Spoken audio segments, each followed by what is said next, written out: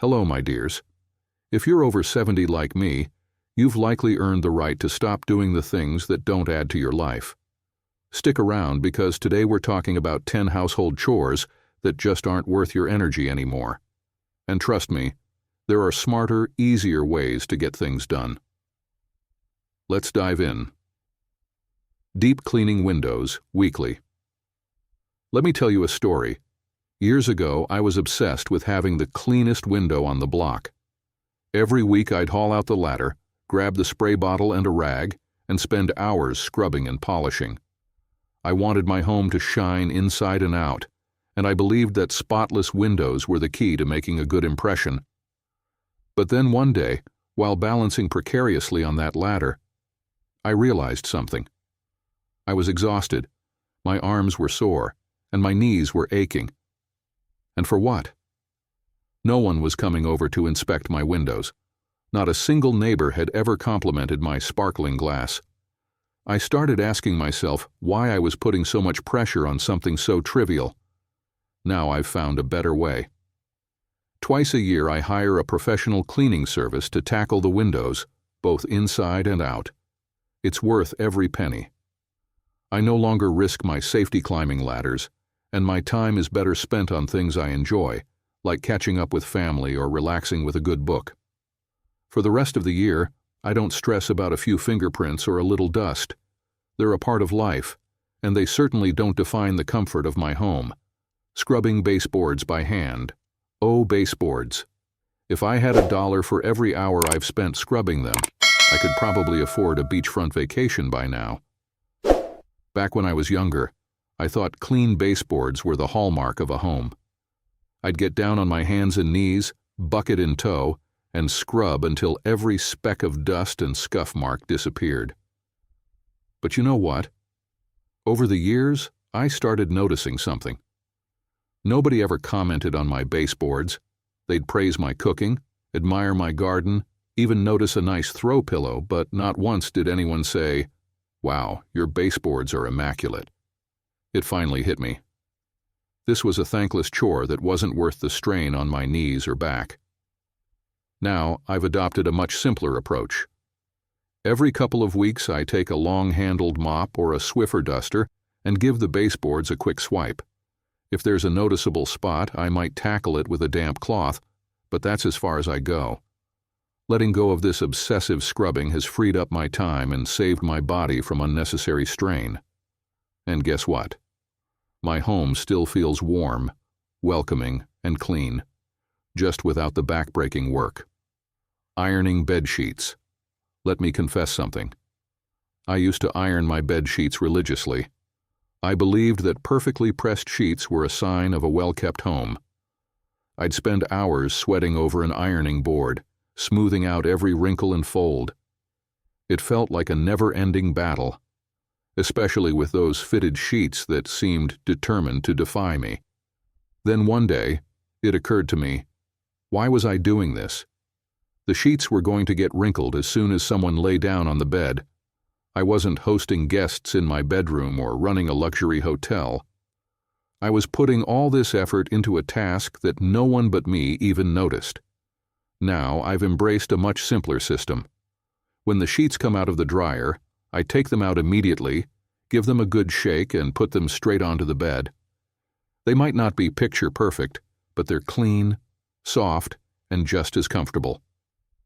The best part? I've gained hours of my life back, hours that I now spend doing things that truly bring me joy.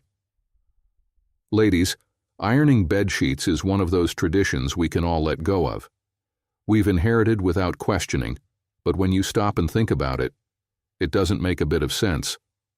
Let it go and enjoy the freedom of knowing your time is too valuable to waste on meaningless chores. Polishing silverware regularly. Let's talk about silverware. Those elegant, shiny utensils we've collected over the years for special occasions. I used to spend hours polishing my silverware until it gleamed like a treasure chest of antiques. Every little tarnish felt like a blemish on my hosting reputation. But here's the thing. How often do you really use your fancy silverware these days? And when you do your guests actually notice? Most people are too busy enjoying the meal to care whether the forks are sparkling or not. Over time, I realized that all my scrubbing and polishing was for a detail that no one appreciated but me. Now I only bring out the silver for the rare special occasion, and even then I use a quick cleaning polish or wipes that do the job in minutes. The rest of the time I rely on my stainless steel cutlery, which stays bright without all the fuss.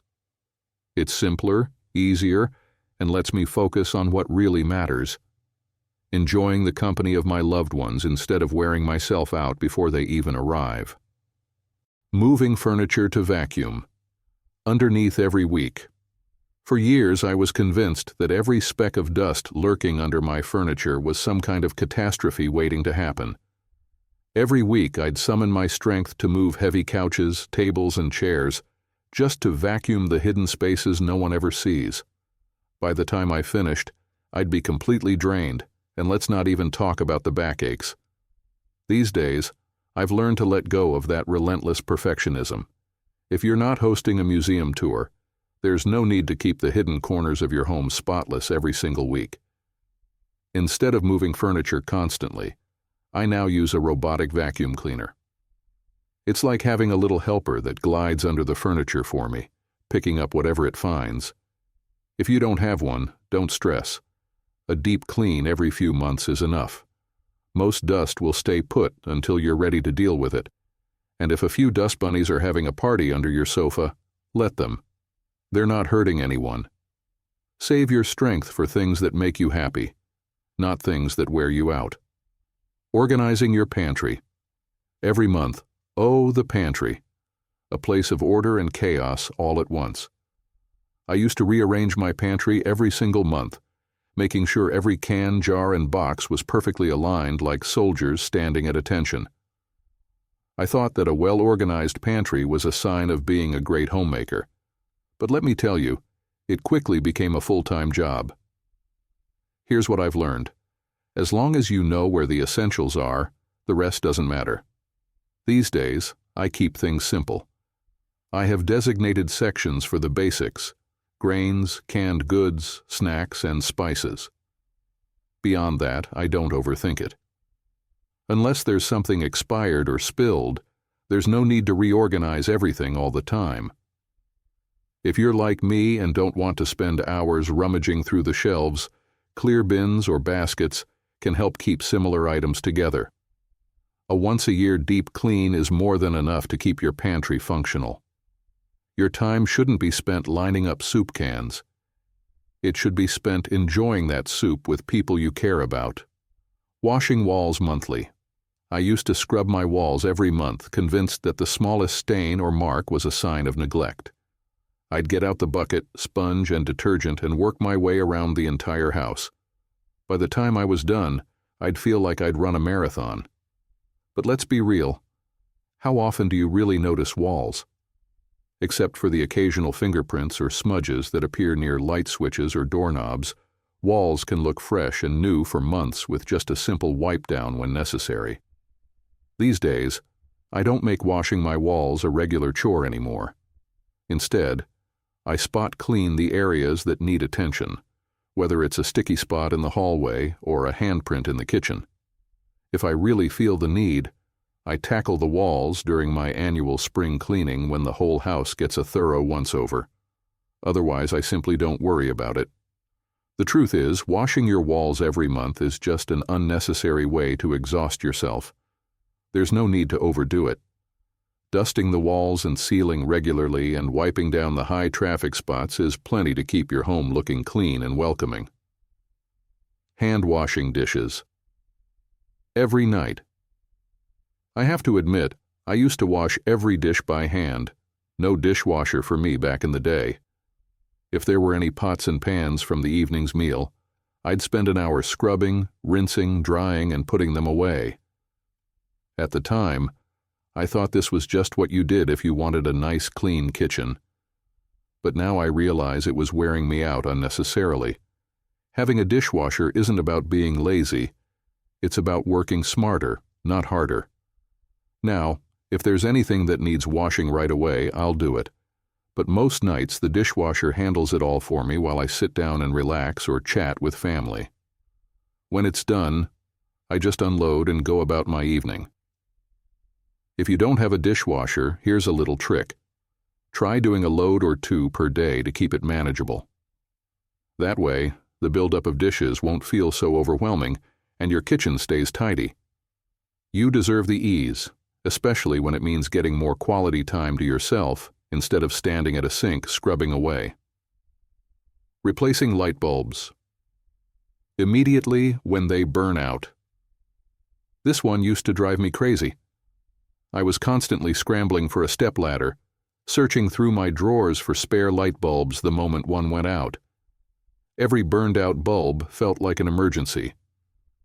I can't stand having a dark corner in the room, I would think. I'll deal with it right now. Then one day I decided to take a step back and reevaluate. Does anyone really care if the bulb is out for a few days? The answer is no. The world won't stop spinning because one light in a room isn't working. Now, when a bulb goes out, I don't rush to replace it immediately. If it's in a part of the house where I don't need that much light, I leave it be until it's convenient to replace. There's a simple trick to avoid the whole light bulb anxiety. Keep extra bulbs on hand so you don't have to scramble to find them when needed. If the bulb is in a frequently used spot, like the kitchen or living room, sure, change it out quickly. But for other places, there's no rush. Save your energy for what's important. Let the light bulbs wait. Washing rugs and throw blankets regularly. It used to be a regular thing for me. Every few weeks I'd drag the rugs and throw blankets out for a wash, ensuring they stayed fresh and tidy. The idea of a dirty throw blanket on the couch just wasn't acceptable. But after years of this, I came to a realization. These items are meant to be lived in. First off, washing heavy rugs and throws can be a hassle. It's a whole production to move them, give them a good shake, and fit them into the washing machine. Plus, the wear and tear from washing them regularly ends up causing damage in the long run. These days, I've stopped obsessing over whether my rugs or blankets are perfectly pristine. A simple shakeout and spot cleaning are often enough. I've come to appreciate that a little wear and tear actually makes them feel more like home. I don't fret about every little stain or spot. As long as they're clean and dry, they'll do their job, adding comfort and coziness to my living room. So if the rug looks a bit wrinkled or the throw blanket has some noticeable signs of use, I let it be. It's part of creating a lived-in atmosphere without overdoing it. Waxing floors. Every few weeks. Floor waxing. It sounds old-fashioned, doesn't it? I used to think it was essential to keep the floors of my home looking glossy and polished. Every month or so I'd break out the wax, buffing it across the floors and doing my best to make them gleam. It was a whole process, scrubbing, applying, buffing, and it left me exhausted every time. But I've since realized that waxing every few weeks is overkill. It's hard on your knees and back, and let's be honest, do people notice the difference once it's done? Not really. Floors are meant to be durable, and a nice clean sweep with a dry mop is usually enough. So now I focus on regular sweeping and quick mopping instead. If I ever feel the urge to bring back a bit of shine, I'll go for a gentle polish a couple of times a year. But I no longer feel obligated to keep waxing constantly. I'll save the heavy-duty treatments for when it's really necessary, like once a year during my deep cleaning sessions. The floors look great, and I'm not worn out from endless buffing. Deep cleaning the garage or attic. Every few months. My garage and attic were once constant sources of stress. Every few months I'd dive into a big clean-out, trying to keep things organized and clutter-free. But honestly, it was an exhausting task that seemed to get undone as soon as I finished. No matter how many bags of old junk I threw away or how perfectly everything was organized, something about those spaces just never felt quite right. Over the years, I've learned to let go of this obsessive cleaning habit. Sure, it's nice to get a fresh start from time to time, but now I don't stress over them unless there's a real need. I do a quick check for any items that are truly unusable or dangerous, like expired paint cans or broken tools, but I no longer treat the garage or attic like a perfectionist's project. Occasionally, I'll clean out one section when the mood strikes, but I've come to terms with the fact that clutter doesn't need to be completely gone for the space to be functional. It's enough to keep things organized and safe without making it a never-ending chore. The garage and attic don't need to be sparkling clean every month. What matters is that they serve their purpose. Closing thoughts. So there you have it, the 10 household chores that simply aren't worth your time and energy anymore. Remember, my dears, your time is precious. Spend it on things that bring you joy, not stress. If you enjoyed this video, make sure to hit the like button, subscribe, and check out my Wise Advice newsletter for more tips and tricks to make life after 70 as easy and fulfilling as possible. Until next time, take care.